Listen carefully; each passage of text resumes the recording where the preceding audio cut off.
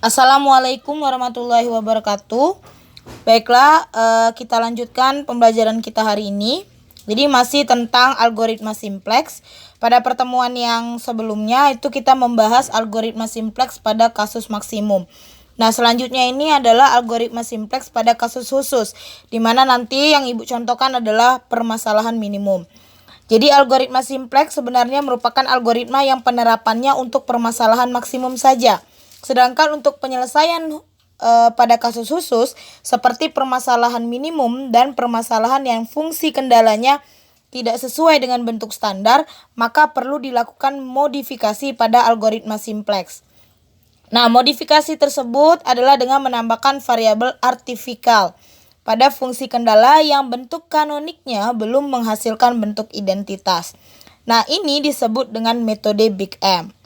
Oke. Pada diktat kalian halaman 63, di situ diuraikan bagaimana cara melakukan metode Big M pada permasalahan minimum. Nah, di sini Ibu langsung saja menjelaskan bagaimana step per stepnya untuk mengerjakan ini. Di sini ya, ada contoh kasus pada contoh 3. Di situ ada soal cerita. Nah, soal cerita ini ketika kalian sudah memahami ya, maka langkah pertama jelas kita harus membentuknya menjadi model matematika. Setelah kita bentuk menjadi model matematika, hasilnya seperti ini. Jadi fungsi tujuan dari permasalahan itu adalah minimum Z sama dengan 96x1 ditambah 150x2 dengan fungsi kendala 8x1 ditambah 10x2 lebih besar sama dengan 120. Kemudian 4x1 ditambah 20x2 lebih besar sama dengan 180. Nah, dari model matematis tersebut kita ketahui bahwa bentuknya ini sudah sesuai dengan bentuk standar, sehingga dapat langsung kita ubah menjadi bentuk kanoniknya. Jadi ini kan pada permasalahan minimum ya, fungsi kendalanya adalah lebih besar sama dengan, sehingga ini sudah sesuai dengan bentuk standarnya. Jadi kita bisa mengubahnya ke dalam bentuk kanonik. Nah, ketika kita rubah ya, jadilah fungsi tujuannya minimum Z sama dengan 96x1 ditambah 180x2 ditambah 0s1 ditambah dengan 0s2. Untuk fungsi kendala, coba perhatikan pada fungsi kendalanya, ada perbedaan ketika kita mengerjakan permasalahan maksimum. Apa bedanya? Pada kasus minimum ini ya, itu minus variabel slack. Minus variabel slack 1 dan minus variabel slack 2. Nah, itu nanti tergantung ya dengan persamaannya. Kalau persamaannya sampai 3 ya nanti sampai minus slack 3 ya. Nah, kalau pada kasus maksimum kemarin itu ditambah S1 ditambah S2. Nah, untuk minimum itu dikurang S1 dan dikurang dengan S2. Kemudian tambahkan ini nilai kanannya 120 dan 180. Oke. Jadi step-stepnya itu sama, namun ada beberapa perbedaan dengan permasalahan maksimum. Salah satunya itu yang pertama adalah pada penambahan slack ini. Kalau maksimum ditambah, kalau minimum itu dikurang ya.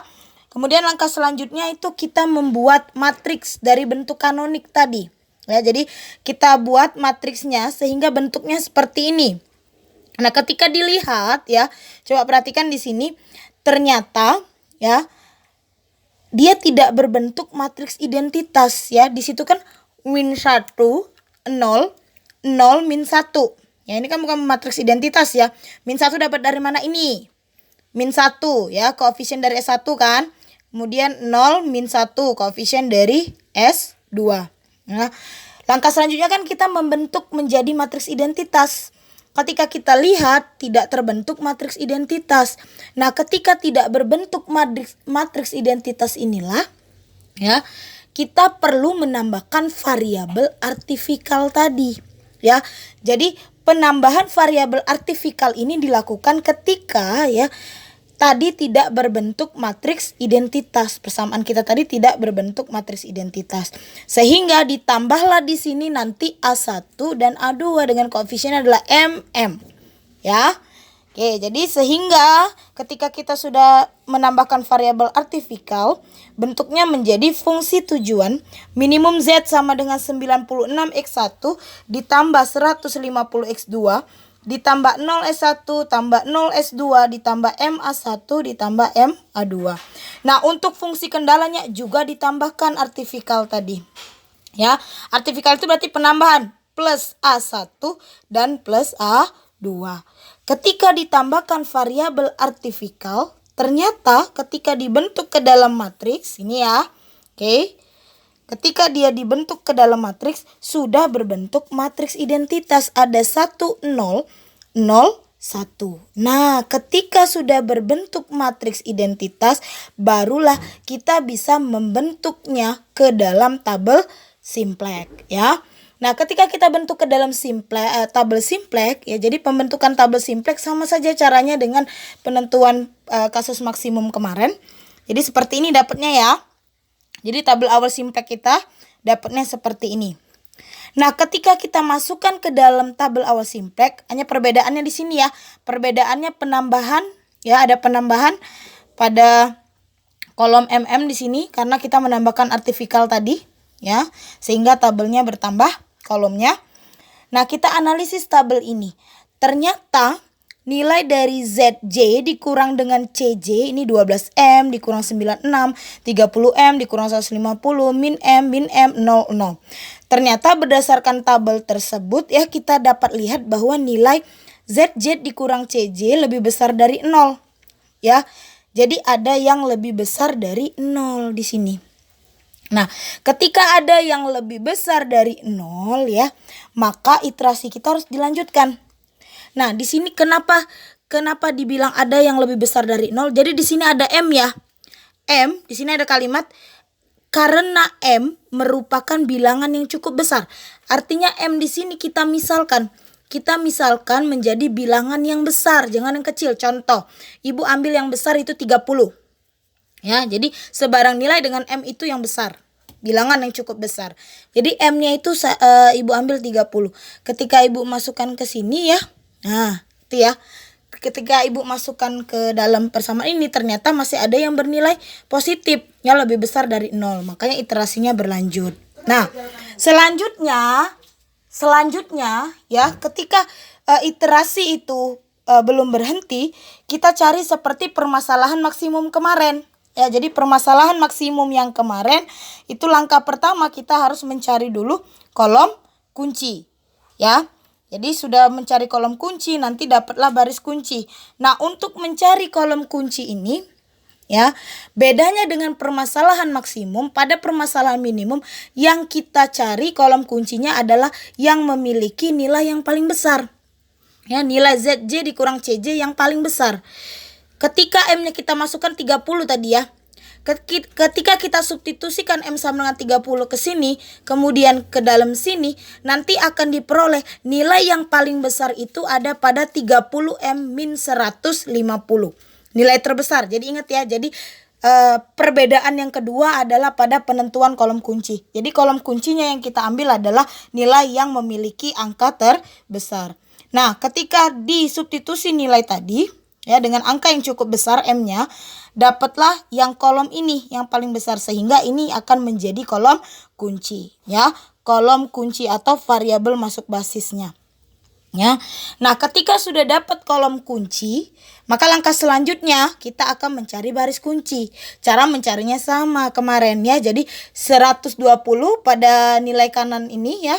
Jadi 120 dibagi dengan 10, kemudian 180 dibagi dengan 20. Ketika kita cari ya variabel keluar basisnya, ternyata diperoleh 120 dibagi 10 itu 12, 180 dibagi 20 itu 9. Nah, ternyata nilai yang paling kecil itu ada pada 9. Oke, pada 9. Jadi ini yang menjadi baris kunci. Ya, nah ketika sudah mendapat kolom kunci dan baris kunci, pertemuan itu disebut dengan elemen kunci. Ya, nah jadi elemen kunci kita di sini itu adalah 20 kan? Jadi 20 ini akan kita rubah menjadi 1 dan di atasnya akan kita rubah menjadi 0. Jadi proses perubahannya ini kita menggunakan operasi baris ya, sama kayak kemarin. Nah, operasi baris yang kita gunakan ini ya. Jadi ini rumusnya. Ya, sehingga kita memperoleh nantinya nilainya adalah 1 dan 0. Nah, kita dapat lagi ya, dapat lagi tabel yang baru. Ternyata ketika kita temukan tabel yang baru, nilai ZZ dikurang CJ tadi, ya nih, berdasarkan tabel 2 kita lihat bahwa masih ada nilai ZJ dikurang CJ ini yang lebih besar dari 0. Ya, yang lebih besar dari 0. Kita masukkan M tadi dengan bilangan yang cukup besar. Ya, jadi kita masukkan M-nya misalkan 30. 30 bilangan yang cukup besar kan? Nah, kita substitusikanlah ke sini. Ketika kita substitusi, ternyata hasilnya ini masih ada hasilnya ini diperoleh nilai yang positif, ya, atau lebih besar dari 0. Ya, lebih besar dari 0 sehingga iterasi kita tidak bisa berhenti, ya. Jadi ingat perbedaannya ya pada kasus yang sebelumnya, ya. Itu iterasi berhenti pada permasalahan maksimum itu ketika nilainya itu lebih kecil sama dengan 0 kan. Nah, kalau yang ini kalau ada nilai yang lebih besar sama dengan 0, maka iterasi kita belum berhenti. Ya, iterasi kita belum berhenti. Oke. Karena nilainya tadi ada yang masih lebih besar dari 0, maka kita lanjutkan sama. Mencari kolom kunci, kemudian mencari lagi baris kunci, ya. Sehingga nanti diperolehlah di sini tabel yang baru, ya. Tabel yang baru nih kita peroleh, dapatnya ini, ya. Ternyata pada tabel yang ketiga ini kita ketahui bahwa semua nilai ZZ dikurang dengan CJ ini lebih kecil sama dengan 0, ya. Sudah lebih kecil sama dengan 0. Kalau kita misalkan M-nya sama dengan 30. Tadi ya, 30 bilangan yang cukup besar, 30.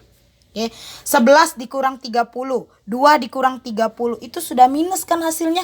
Nah, artinya semuanya ZZ dikurang CJ ini sudah menghasilkan nilai yang lebih kecil sama dengan 0. Nah, ketika semuanya sudah menghasilkan nilai lebih kecil sama dengan 0, maka iterasi kita berhenti. Nah, iterasi ini berhenti sehingga diperolehlah ya nilai ZJ-nya 1680, X2-nya 8 dan X1-nya adalah 5, ya.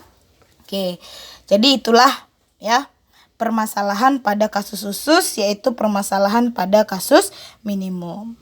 Nah, untuk kasus khusus lainnya itu ya, itu adalah kasus khusus di mana bentuknya itu tidak sesuai dengan bentuk standar. Nah, itu termasuk dalam bentuk kasus khusus juga. Nanti kita rubahnya ke dalam bentuk standarnya.